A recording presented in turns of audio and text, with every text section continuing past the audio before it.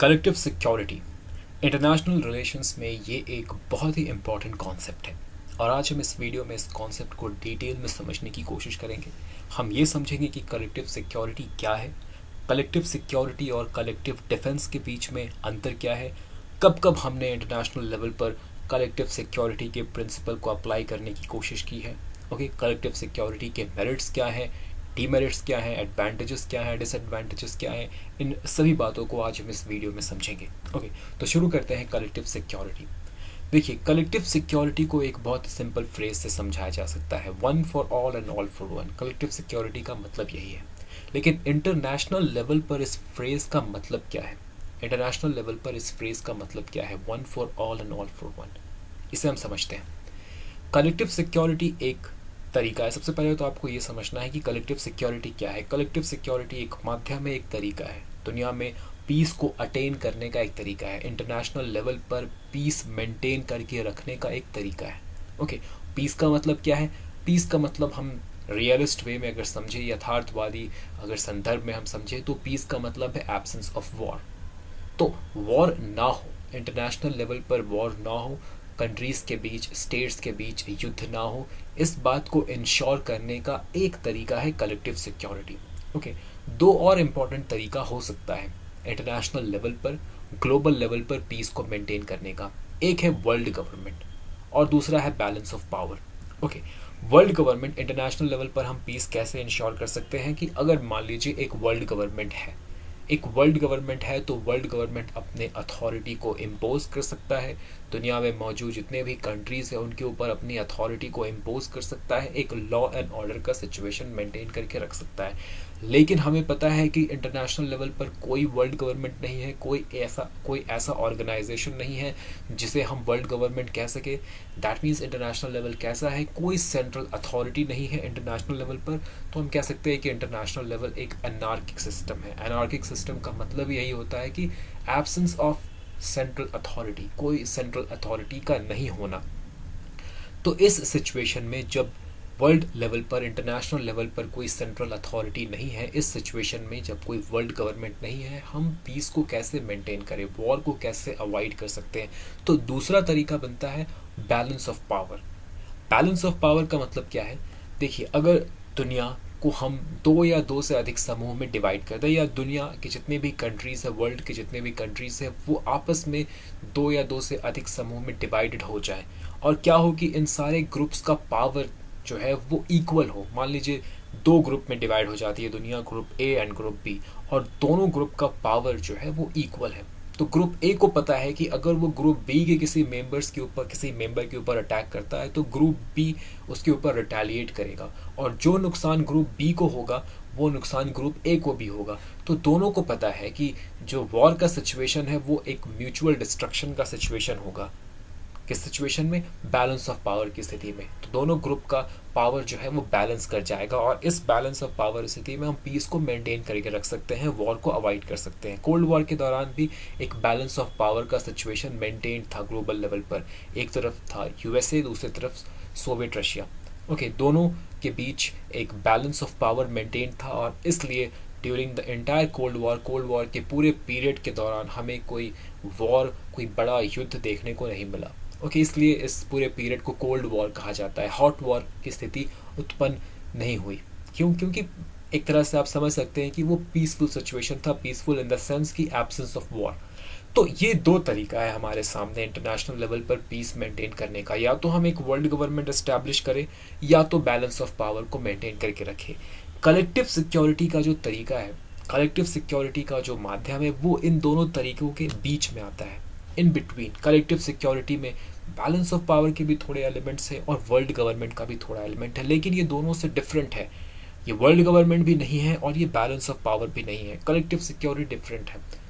तो collective security एक माध्यम है, एक तरीका है जिसकी मदद से हम इंटरनेशनल लेवल पर, ग्लोबल लेवल पर पीस मेंटेन करके रख सकते हैं, वॉर को अवॉइड कर सकते हैं। तो कलेक्टिव सिक्योरिटी क्या है? सबसे पहले इसे हम डिफाइन करने की कोशिश करते हैं। Collective security is a set of legally established mechanism. हम क्या करते हैं? कलेक्टिव सिक्योरिटी के अंतर्गत एक लीगल एक लीगली एक मैकेनिज्म को इस्टेब्लिश करते हैं। लीगली मतलब कि एक ऐसे मैकेनिज्म को हम इस्टेब्लिश करते हैं जिसका एक लीगल फाउंडेशन होगा। और ये मैकेनिज्म क्या हो सकता है? ये मैकेनिज्म एक इंस्टीट्यूशन हो सकता है, एक एग्रीमेंट हो सकता है, या एक ऑर्गेनाइजेशन हो सकता है। तो हम एक मैकेनिज्म को इस्टेब्लिश करते हैं, प्रॉपर प्रोसीजर के साथ इस्टेब्लिश करते हैं। कोई एडहॉक नहीं है। लीगली का मतलब यही है कि कोई ये एडहॉक नहीं है। ये जो मैकेनिज्म होगा ये एडहॉक मैकेनिज्म नहीं होगा। एक प्रॉपर प्रोसीजर के माध्यम से हम इसे इस्टेब्लिश करेंगे, इसलिए इसे कहा गया है लीगली इस्टेब्लिश्ड मैकेनिज्म। और ये मैकेनिज्म क्या होगा? ये मैकेनिज्म या तो कोई एक इंटरनेशनल ऑर्गेनाइजेशन होगा, हम एक इंटरनेशनल ऑर्गेनाइजेशन को इस्टेब्लिश कर सकते हैं, या एक एग्रीमेंट को इस्टेब्लिश कर सकते हैं, या किसी और इंस्टीट्यूशन को इस्टेब्लिश कर सकते हैं। तो कलेक्टिव सिक्योरिटी का मतलब क्या है कि we will establish a mechanism, एक मैकेनिज्म हम इस्टेब्लिश करेंगे। और इस मैकेनिज्म का काम क्या होगा? We will design this mechanism. इस मैकेनिज्म को हम कैसे डिज़ाइन करेंगे? किस काम को, किस गोल को अचीव करने के लिए डिज़ाइन करेंगे? इस मैकेनिज्म को हम ऐसे डिज़ाइन करेंगे ताकि इस मैकेनिज्म के अंतर्गत आने वाले जितने भी कंट्रीज़ हैं, जितने भी स्टेट्स हैं, इन स्टेट्स के बीच म्यूचुअल वॉर को रोका जा सके, ताकि हम ये इंश्योर कर सके कि इस मैकेनिज्म, इस ऑर्गेनाइजेशन, इस एग्रीमेंट के अंतर्गत आने वाले जितने भी कंट्रीज़ हैं, जितने भी स्टेट है, वो आपस में एक दूसरे से युद्ध ना करें। एग्रेशन का मतलब यही है वॉर, युद्ध, अटैक ना करे। तो मान लीजिए हम एक मैकेनिज्म इस्टेब्लिश करते हैं, एक ऑर्गेनाइजेशन इस्टेब्लिश करते हैं, जिस ऑर्गेनाइजेशन के तहत दुनिया में जितनी भी कंट्रीज है सभी पार्टिसिपेट करेंगे। 200 कंट्रीज ऑलमोस्ट पार्टिसिपेट करती हैं इस ऑर्गेनाइजेशन में। लीगली इस्टेब्लिश करते हैं, दैट मीन्स जितने भी 200 कंट्रीज है ये अपना कंसेंट देंगी, अपनी सहमति देंगी, ओके, रेटिफाई करके इस एग्रीमेंट को साइन करके अपना सहमति देगी। और इस ऑर्गेनाइजेशन को हमने इस्टेब्लिश किया जिसमें 200 मेंबर्स है। और इस ऑर्गेनाइजेशन को हमने क्यों इस्टेब्लिश किया? और क्यों इस्टेब्लिश किया? ताकि ये जो 200 मेंबर्स है इनके बीच आपस में वॉर, युद्ध ना हो सके। हमने कुछ इस तरह से इस मैकेनिज्म को इस्टेब्लिश किया है, डिज़ाइन किया है, ओके।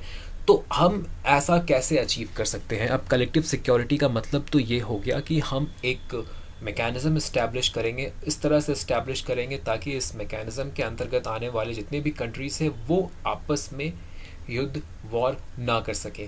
और हम इस चीज़ को अटेन कैसे करेंगे? अपने इस ऑब्जेक्टिव को हम अटेन कैसे करेंगे? देखिए, इस ऑब्जेक्टिव को अटेन करने के लिए अब कलेक्टिव सिक्योरिटी का सबसे इम्पॉर्टेंट फीचर जो है वो अब यहाँ पे मैं आपको समझाने जा रहा हूँ। इस ऑब्जेक्टिव को अटेन करने के लिए इस ऑर्गेनाइजेशन के अंतर्गत जितने भी मेंबर्स हैं, इन सभी मेंबर्स को हमें कलेक्टिवली एश्योर करना होगा।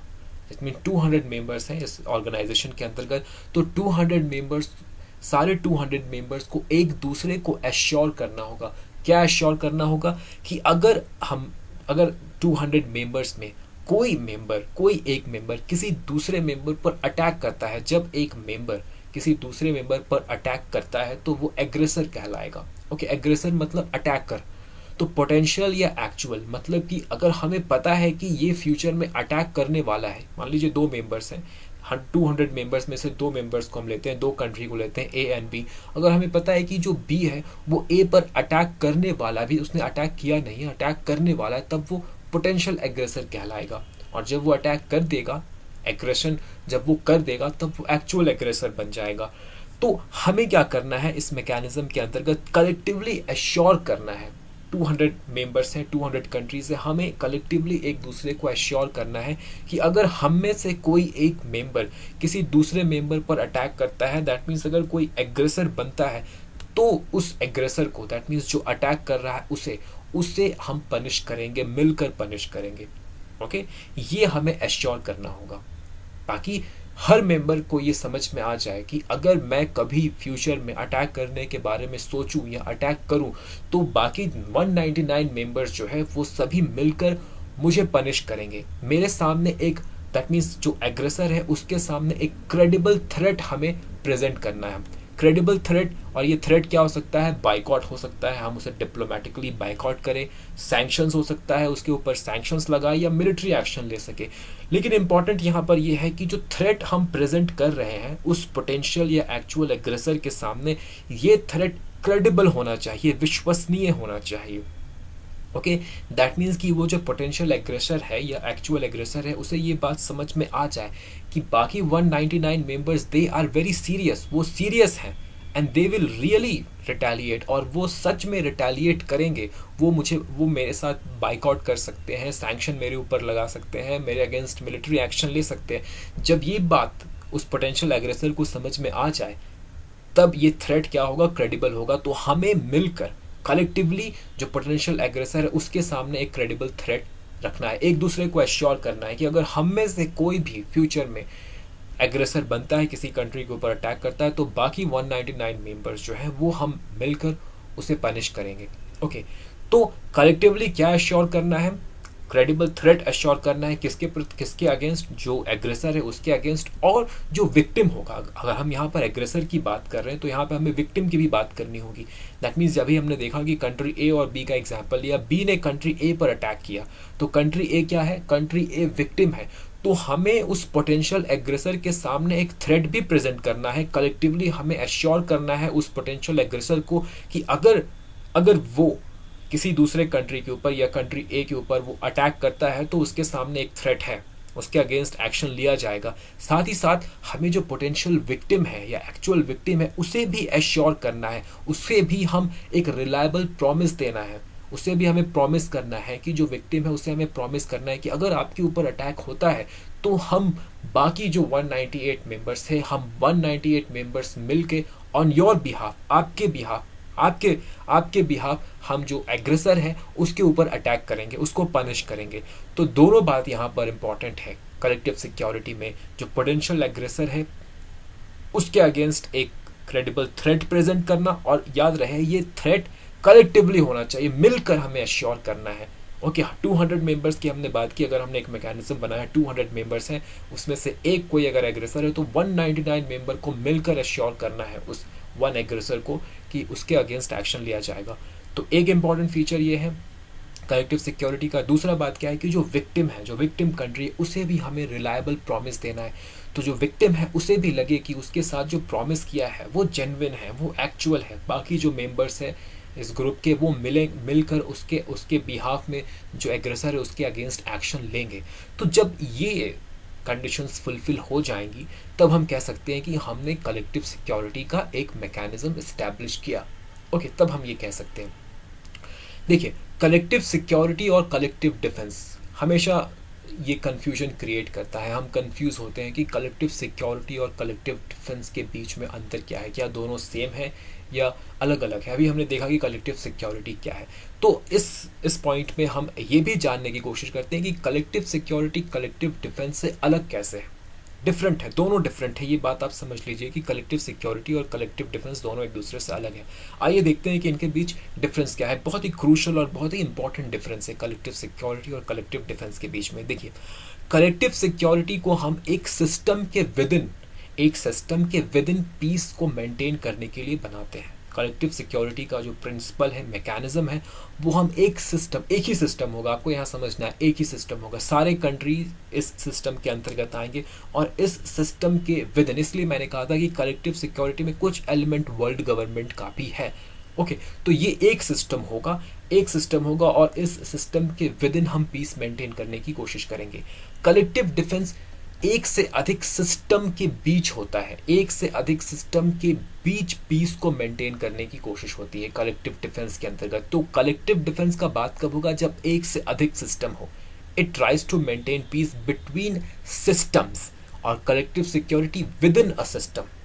ओके, तो कलेक्टिव डिफेंस क्या होगा, कलेक्टिव डिफेंस जब दो सिस्टम हो, वर्ल्ड लेवल पर दो सिस्टम्स हो, और दो ग्रुप हो, दो ऑर्गेनाइजेशन हो, दो अलायंसेस हो, और इन दो अलायंसेस के बीच में हम पीस मेंटेन करने की कोशिश करें, तब हम कलेक्टिव डिफेंस की बात करेंगे। तो दो अलायंसेस हैं, दोनों एक दूसरे को डिफेंड करेंगे एक दूसरे के अगेंस्ट, तो ये हो गया कलेक्टिव डिफेंस। ओके, तो अलायंस ए, अलायंस ए अपने आप को डिफेंड करेगा अलायंस बी के अगेंस्ट और बी ए के अगेंस्ट। लेकिन अगर अलायंस के भीतर अगर कोई मेंबर उसी अलायंस के दूसरे मेंबर के ऊपर अटैक करता है, तब क्या होगा ये क्लियर नहीं है कलेक्टिव डिफेंस के अंतर्गत। लेकिन कलेक्टिव सिक्योरिटी में ये क्लियर है, कलेक्टिव सिक्योरिटी कोई अलायंस नहीं है, ये एक ही सिस्टम है, एक ऑर्गेनाइजेशन होगा, एक बड़ा ऑर्गेनाइजेशन, एक इंस्टीट्यूशन जिसके अंतर्गत सारे कंट्रीज आएंगी। और हमें पता है कि जो कंट्रीज़ अगर दूसरे कंट्री के ऊपर अटैक करती हैं तो बाकी जितने भी मेंबर्स हैं इस ऑर्गेनाइजेशन के, वो सभी उसके अगेंस्ट एक्शन लेंगे। ओके, तो कलेक्टिव सिक्योरिटी के अंदर वन सिस्टम है जिसके अंतर्गत सारे सारे मेंबर्स इंक्लूडेड हैं, और कलेक्टिव डिफेंस के अंतर्गत अलायंसेस होगा, एक से अधिक ग्रुप, दो से अधिक ग्रुप होगा। ओके, और इन ग्रुप्स के बीच, इन अलायंसेस के बीच हम पीस मेंटेन करेंगे। तो कलेक्टिव सिक्योरिटी का बेस्ट एग्जांपल है लीग ऑफ नेशन, जो कि वर्ल्ड वॉर 1 के बाद बनाया गया। League of nation, United Nations, अभी का जो सिस्टम है यूनाइटेड नेशंस, दुनिया के सारे कंट्री मेंबर है यूनाइटेड नेशंस के, ये एक कलेक्टिव सिक्योरिटी का एग्जांपल है। नाटो, वॉर्सो पैक्ट, ये कलेक्टिव डिफेंस का एग्जांपल है। नाटो और वॉर्सो पैक्ट ये दो अलायंसेस थे। नाटो तो अभी भी है, वॉर्सो पैक्ट एग्जिस्ट करता था, ये दो अलायंसेस थे, और इन दो अलायंसेस आपस में इन कलेक्टिवली एक दूसरे को डिफेंड करते थे। नाटो अपने आप को वॉर्सो पैक्ट के अगेंस्ट डिफेंड करता, वॉर्सो पैक्ट नाटो के अगेंस्ट। तो नाटो, वॉर्सो पैक्ट ये कलेक्टिव डिफेंस का एग्जाम्पल है। नाटो में सारे कंट्रीज इकट्ठा हुई अपने आप को डिफेंड करने के लिए, कलेक्टिवली डिफेंड करने के लिए, किसके अगेंस्ट? वॉर्सो पैक्ट के अगेंस्ट।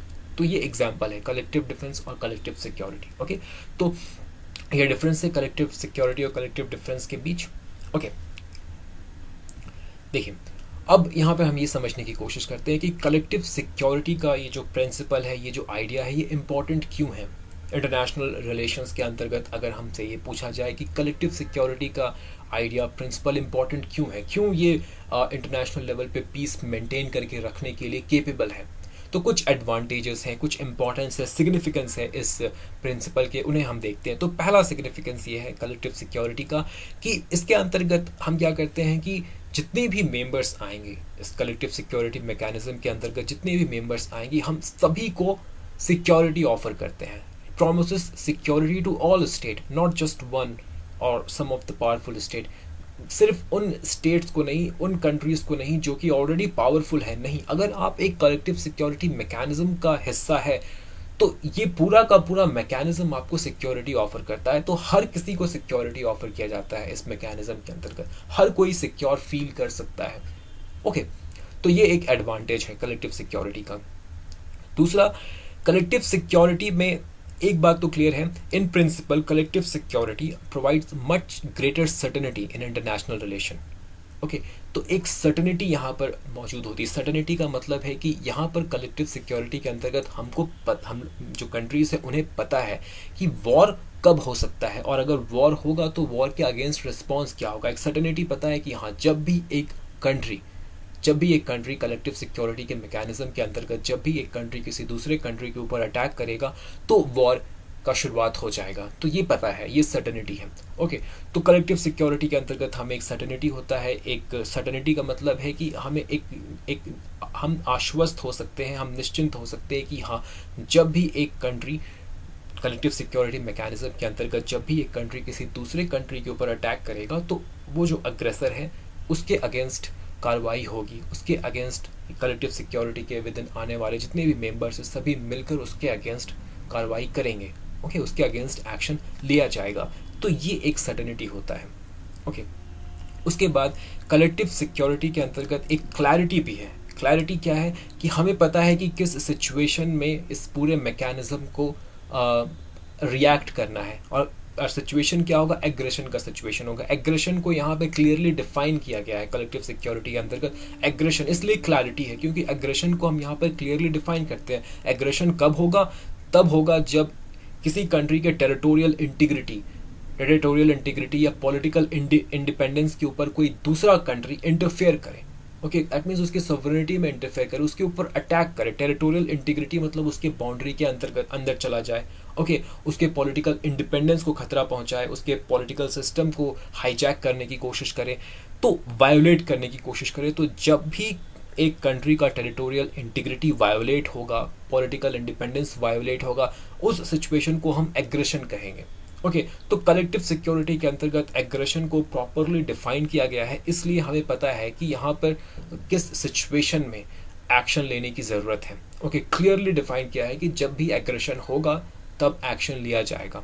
ओके तो ये सारे एडवांटेजेस हैं। सबसे पहला, कलेक्टिव सिक्योरिटी सभी को सिक्योरिटी प्रोवाइड करता है। इसके अंतर्गत आने वाले जितने भी मेंबर्स हैं सभी को सिक्योरिटी प्रोवाइड किया जाता है। एक सर्टेनिटी की फीलिंग होती है, निश्चितता का एक भाव होता है, सभी को पता होता है कि कब एक्शन लिया जाएगा, वॉर कब स्टार्ट होगा, किसके अगेंस्ट एक्शन लिया जाएगा, विक्टिम कौन है, एग्रेसर कौन है, ये पता है। और तीसरा, यहाँ पे एग्रेशन को प्रॉपरली डिफाइन किया जाता है कि हाँ एग्रेशन क्या है। कलेक्टिव सिक्योरिटी का मकसद ही है कि एग्रेशन, वॉर, अटैक को अवॉइड करना, ओके, प्रिवेंट करना, ओके। और एग्रेशन क्या है ये क्लियरली डिफाइन किया जाता है कि जब भी एक कंट्री के टेरिटोरियल इंटीग्रिटी, पॉलिटिकल इंडिपेंडेंस को वायोलेट किया जाए, मिलिट्रीली वायोलेट किया जाए, तो ये होगा एग्रेशन, ओके। अगर हम बात करें कि कलेक्टिव सिक्योरिटी के इस प्रिंसिपल को इम्प्लीमेंट करने की कोशिश क्या की गई है या नहीं की गई है इंटरनेशनल लेवल पे, ओके, तो वर्ल्ड वॉर 1 के बाद लीग ऑफ नेशन को बनाना कलेक्टिव सिक्योरिटी के प्रिंसिपल को इम्प्लीमेंट करना ही था। लीग ऑफ नेशन को बनाने के साथ, लीग ऑफ नेशन के कॉवेनेंट एग्रीमेंट को लाने के साथ ही, साइन करने के साथ ही कलेक्टिव सिक्योरिटी के प्रिंसिपल को इम्प्लीमेंट किया गया। League of nation collective security के प्रिंसिपल के ऊपर ही बेस्ड था और 2 आर्टिकल्स थी लीग ऑफ नेशन के कॉवेनेंट, लीग ऑफ नेशन के पूरे चार्टर एग्रीमेंट में 2 आर्टिकल्स थी जहाँ पे कलेक्टिव सिक्योरिटी के प्रिंसिपल को क्लियरली वहाँ पे लिखा गया था। देखिए आर्टिकल 10 में कहा गया था कि लीग ऑफ नेशन के विद इन जितने भी मेंबर्स मौजूद हैं ये सभी एक दूसरे को क्या गारंटी करें, territorial integrity and political integrity. सभी एक दूसरे को गारंटी, सभी मेंबर्स को गारंटी करना है एक दूसरे को कि हम आपके टेरिटोरियल इंटीग्रिटी को वायोलेट नहीं करेंगे, आपके बाउंड्री के भीतर कभी नहीं जाएंगे, आपके पॉलिटिकल इंटीग्रिटी को वायोलेट नहीं करेंगे, आपके गवर्नमेंटल सिस्टम, आपका जो पॉलिटिकल सिस्टम है उसके भी उसमें हस्तक्षेप, इंटरफेयर करने की कोशिश नहीं करेंगे। तो ये गारंटी करना है, ओके। आर्टिकल 10 में कहा गया दैट मीन्स जिस भी कंट्री ने लीग ऑफ नेशन में पार्टिसिपेट किया उसे ये गारंटी करना था बाकी हर कंट्री को कि वो बाकी कंट्रीज के टेरिटोरियल इंटीग्रिटी, पॉलिटिकल इंटीग्रिटी को वायोलेट नहीं करेगा। तो ये एक कलेक्टिव सिक्योरिटी का मेजर है, ओके, फीचर है। आर्टिकल 16 में ये कहा गया कि अगर कोई एक member state, league of nation के विद इन आने वाला अगर कोई एक मेंबर स्टेट किसी दूसरे मेंबर के ऊपर अटैक करता है तो लीग ऑफ नेशन के बाकी सभी मेंबर्स को उस मेंबर के अगेंस्ट, दैट मीन जिसने अटैक किया है उस मेंबर के अगेंस्ट एक्शन लेना होगा। और वो क्या होगा, एग्रेसर होगा, जो अटैक कर रहा है वो एग्रेसर होगा और उसके अगेंस्ट एक्शन लेना होगा। तो ये 2 आर्टिकल्स थे लीग ऑफ नेशन में जहाँ पे कलेक्टिव सिक्योरिटी के प्रोविजन को क्लियरली, एक्सप्लिसिटली, क्लियरली, स्पष्ट रूप से इंक्लूड किया गया था, ओके। लेकिन लीग ऑफ नेशन फेल हो जाता है, okay. League of Nation successful नहीं था। कलेक्टिव सिक्योरिटी के प्रिंसिपल को भले ही in an ideal way, theoretical way में इम्प्लीमेंट किया गया लेकिन प्रैक्टिकली इसे एग्जीक्यूट नहीं किया गया, ओके। प्रैक्टिकली इसे एग्जीक्यूट करने में लीग ऑफ नेशन असक्षम था और इसलिए लीग ऑफ नेशन जो है वो वर्ल्ड वॉर 2 को प्रिवेंट नहीं कर सका, वर्ल्ड वॉर 2 को होने से नहीं रोक सका और यही लीग ऑफ नेशन का फेलियर था, ओके। तो भले ही कलेक्टिव सिक्योरिटी के प्रिंसिपल को थ्योरेटिकली अप्लाई किया, यूज़ किया गया लीग ऑफ नेशन में, लेकिन इस प्रिंसिपल को हमने जो 2 बातें कही हैं कि हर कंट्री को टेरिटोरियल इंटीग्रिटी गारंटी करना है और अगर कोई एक कंट्री एग्रेसर बनता है, किसी दूसरे कंट्री के ऊपर अटैक करता है तो उस कंट्री के अगेंस्ट जितने भी कंट्री है लीग ऑफ नेशन के विद इन सभी को एक्शन लेना है। इन बातों को, इन प्रिंसिपल तो एक्सेप्ट किया गया लेकिन इन प्रैक्टिस इन बातों को नहीं लाया गया, प्रैक्टिस में नहीं लाया गया। तो ये एक कारण था क्यों लीग ऑफ नेशन फेल हो जाता है और लीग ऑफ नेशन के फेल होने के कारण ही वर्ल्ड वॉर 2 होता है, ओके। फिर वर्ल्ड वॉर 2 के बाद यूनाइटेड नेशंस को बनाया गया, लेकिन यूनाइटेड नेशन भी एक कलेक्टिव सिक्योरिटी के मैकेनिज्म के अंतर्गत आता है। लेकिन यूनाइटेड नेशंस में कलेक्टिव, जिस तरह लीग ऑफ नेशन में कलेक्टिव सिक्योरिटी से रिलेटेड स्पेशल प्रोविजंस किए गए, आर्टिकल्स इंक्लूड किए गए, उस तरह से यूनाइटेड नेशंस के कॉवेनेंट में, यूनाइटेड नेशंस के चार्टर में कलेक्टिव सिक्योरिटी से रिलेटेड कोई भी स्पेसिफिक प्रोविजन नहीं किया गया। यहाँ तक कि कलेक्टिव सिक्योरिटी शब्द को भी यूनाइटेड नेशंस के चार्टर में इंक्लूड नहीं किया गया, ओके। तो यूनाइटेड नेशंस भी एक कलेक्टिव सिक्योरिटी मैकेनिज्म के अंतर्गत आता है लेकिन क्लियरली, एक्सप्लिसिट वे में, स्पष्ट रूप से यूनाइटेड नेशंस के चार्टर में कहीं पर इस बात का संकेत नहीं दिया गया है कि यूनाइटेड नेशन कलेक्टिव सिक्योरिटी के प्रिंसिपल पर बेस्ड है, ओके। तो ये कुछ बातें थी कलेक्टिव सिक्योरिटी से रिलेटेड। अब हम यहाँ पे देखते हैं कि कलेक्टिव सिक्योरिटी से रिलेटेड कुछ प्रॉब्लम्स क्या क्या है, डीमेरिट्स क्या है, क्रिटिसिजम्स क्या क्या है कलेक्टिव सिक्योरिटी से रिलेटेड।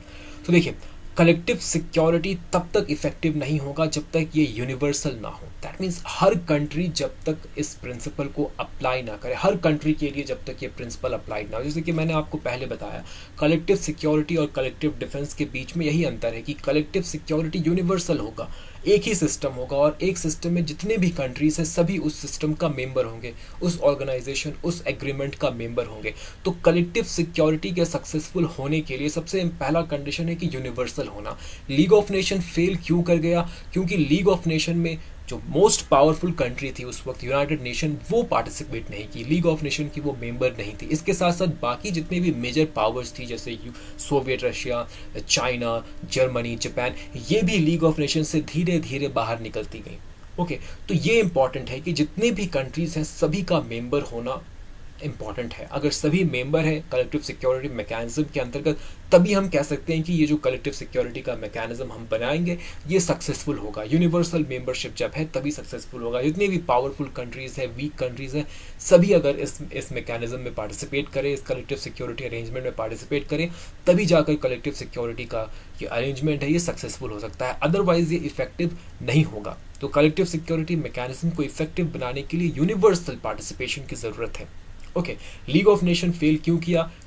इसलिए क्योंकि लीग ऑफ नेशन में यूनिवर्सल पार्टिसिपेशन नहीं था। यूनाइटेड नेशंस ने लीग ऑफ नेशन में पार्टिसिपेट नहीं किया, और बाकी जितने भी इंपॉर्टेंट मेजर कंट्रीज थी, पावरफुल कंट्रीज थी, वो भी धीरे धीरे लीग ऑफ नेशन से बाहर निकलती गई। ओके, दूसरा एक इम्पॉर्टेंट रीज़न है कलेक्टिव सिक्योरिटी के फेल होने के पीछे, और ये है कि जब भी एक एग्रेशन होता है, जैसे कि हमने देखा कि इन प्रिंसिपल की कलेक्टिव सिक्योरिटी मैकेनिज्म के अंतर्गत जितने भी मेंबर कंट्रीज आती हैं, और जब कभी भी एक मेंबर कंट्री के अगेंस्ट कोई दूसरा कंट्री एग्रेशन करता है, अटैक करता है, तो हमें ये नहीं देखना है कि वो एग्रेसर कौन है, वो अटैकर कौन है, हमें ये नहीं देखना है। बाकी जितने भी कंट्रीज़ हैं मैकेनिज्म के अंतर्गत, कलेक्टिव सिक्योरिटी मैकेनिज्म के अंतर्गत, बाकी जितने भी कंट्रीज है सभी को उस कंट्री के अगेंस्ट एक्शन लेना ही लेना है। हमें ये नहीं देखना है कि वो कंट्री कौन है, कितना पावरफुल है, हमें क्या एडवांटेज होगा उस कंट्री के ऊपर अटैक करने से, क्या डिसएडवांटेज होगा, ये नहीं देखना है हमें उस एग्रेसर के अगेंस्ट एक्शन लेना ही लेना है। और जब ये होगा, जब ऐसा हम करेंगे, तभी जाकर कलेक्टिव सिक्योरिटी का मैकेनिज्म जो है वो सक्सेसफुल हो पाएगा, अदरवाइज नहीं। तो हम देख सकते हैं कि लीग ऑफ नेशन फेल क्यों किया गया? क्योंकि लीग ऑफ नेशन फेल इसलिए किया क्योंकि जब भी एग्रेशन होता लीग ऑफ नेशन के अंतर्गत, तो उस एग्रेसर के अगेंस्ट एक्शन लेने में बाकी जो मेंबर कंट्रीज हैं उनके बीच एक रिलक्टेंस देखा गया। एग्जाम्पल आप ले सकते हैं कि 1934 में इटली ने जब एबेसिनिया, दैट मीन्स इथोपिया के ऊपर अटैक किया, तो बाकी कंट्रीज, लीग ऑफ नेशन के बाकी कंट्रीज ने इटली के ऊपर अटैक करने से मना कर दिया। उन्होंने कहा कि नहीं, इटली के ऊपर अटैक हम नहीं कर सकते क्योंकि इटली एक इंपॉर्टेंट अलाई है जर्मनी के अगेंस्ट। तो जो भी है, तो यहाँ पे आप देख सकते हैं कि इटली के ऊपर बाकी कंट्रीज ने अटैक करने से मना कर दिया। तो यहाँ क्या था, बाकी कंट्रीज़ के लिए क्या था, लीग ऑफ नेशन के विदिन आने वाले बाकी कंट्रीज़ के लिए ज़रूरी था कि वो इटली के अगेंस्ट भी अटैक करे, उसके अगेंस्ट एक्शन ले, बिना ये सोचे समझे कि इस एक्शन से उन्हें क्या लाभ होगा, उन्हें क्या डिसएडवांटेज होगा, नहीं। तो ये इंपॉर्टेंट कंडीशन है। एक कलेक्टिव सिक्योरिटी मैकेनिज्म तभी सक्सेसफुल होगा जब हम जो एग्रेसर है उस एग्रेसर के अगेंस्ट एक्शन ले, बिना ये सोचे कि वो एग्रेशन कौन है, क्या है उसकी आइडेंटिटी, बिना इन सब बातों को ध्यान दिए, regardless of where it take place और identity of the aggressor. Okay, तभी जाकर हम इस मैकेनिज्म को सक्सेसफुल बना सकते हैं। और ऐसा देखा गया है कि ये कर पाना, दैट मीन्स जो एग्रेसर है उसके अगेंस्ट बिना ये सोचे समझे एक्शन लेना कि वो एग्रेसर कौन है, ये पॉसिबल नहीं है। दैट मीन्स ये अभी तक पॉसिबल नहीं हो पाया है। कंट्रीज़ कैलकुलेट करती हैं, कंट्रीज़ ये कैलकुलेट करती हैं, अपने कॉस्ट और बेनिफिट को एनालाइज करती हैं, डिसएडवांटेज और एडवांटेज को एनालाइज करती हैं कि अगर वो एक कंट्री के ऊपर अटैक करे तो उसे क्या एडवांटेज होगा, क्या डिसएडवांटेज होगा। ओके, और इस वजह से कलेक्टिव सिक्योरिटी का मैकेनिज्म फेल करता है। ओके, तीसरा इम्पॉर्टेंट यहाँ पर हम देख सकते हैं कि एक डीमेरिट है कलेक्टिव सिक्योरिटी का, और वो कि कलेक्टिव सिक्योरिटी सिर्फ एक बात के ऊपर फोकस करता है, और वो है कि वॉर को अवॉइड करना, एग्रेशन को अवॉइड करना। ओके, इसलिए हम कह सकते हैं कि कलेक्टिव सिक्योरिटी एक कंजर्वेटिव आइडिया है। कंजर्वेटिव आइडिया इसलिए क्योंकि ये सिर्फ टेरिटोरियल इंटीग्रिटी को मेंटेन करने के ऊपर फोकस्ड है। ये सिर्फ इस बात के ऊपर फोकस्ड है कि किस तरह से कंट्रीज़ को प्रिवेंट किया जा सके एक दूसरे के ऊपर अटैक करने से, ओके, इससे आगे कलेक्टिव सिक्योरिटी नहीं सोचता। कलेक्टिव सिक्योरिटी बस इतना सोचता है, इस प्रिंसिपल में बस इस बात को फोकस किया जाता है कि किस तरह हम एक कंट्री को रोक सके दूसरे कंट्री के ऊपर अटैक करने के लिए। ओके, और इससे इंश्योर करने के लिए एक तरीका अपनाया गया कि कलेक्टिवली हम ये एश्योर करें कि जो अटैकर है उसके ऊपर हम कलेक्टिवली एक्शन लेंगे। ओके, लेकिन हमें ये भी पता होना चाहिए कि इंटरनेशनल लेवल पर एक कंट्री के विदिन भी, एक कंट्री के भीतर भी कई कई क्राइम्स होती हैं। ओके, कई ऐसे क्राइम्स होती हैं जो कि ह्यूमैनिटी के अगेंस्ट हो, तो उन क्राइम्स के बारे में कलेक्टिव सिक्योरिटी बात नहीं करता। ओके, अगर एक कंट्री के भीतर जेनोसाइड हो रहा है, नरसंहार हो रहा है, वो कंट्री का लीडर डिक्टेटर बन गया है, और वो डिक्टेटर बनने के बाद कंट्री के विदिन रहने वाले एक ग्रुप के अगेंस्ट वो एक्शन ले रहा है, तो इस तरह का जब घटना हो, तो इस तरह की घटना के लिए, इस तरह के इंसिडेंट्स के लिए कलेक्टिव सिक्योरिटी में कोई जगह नहीं है। इस तरह के इंसिडेंट्स के बारे में कलेक्टिव सिक्योरिटी बात ही नहीं करता। इसलिए कलेक्टिव सिक्योरिटी का प्रिंसिपल एक कंजर्वेटिव प्रिंसिपल है, क्योंकि यहाँ पर फोकस सिर्फ टेरिटोरियल इंटीग्रिटी को मेंटेन करके रखने की के ऊपर है। ओके, तो ये कुछ बातें हैं कलेक्टिव सिक्योरिटी से रिलेटेड, क्यों कलेक्टिव सिक्योरिटी सक्सेसफुल नहीं हो पाया अभी तक, और कलेक्टिव सिक्योरिटी क्यों एक कंजर्वेटिव आइडिया है, कंजर्वेटिव प्रिंसिपल है। तो ये कुछ बातें थी कलेक्टिव सिक्योरिटी से रिलेटेड। तो इस वीडियो में हमने कलेक्टिव सिक्योरिटी के कॉन्सेप्ट को समझने की कोशिश की। ओके, इस वीडियो में बस इतना ही, मिलते हैं नेक्स्ट वीडियो में, तब तक के लिए धन्यवाद।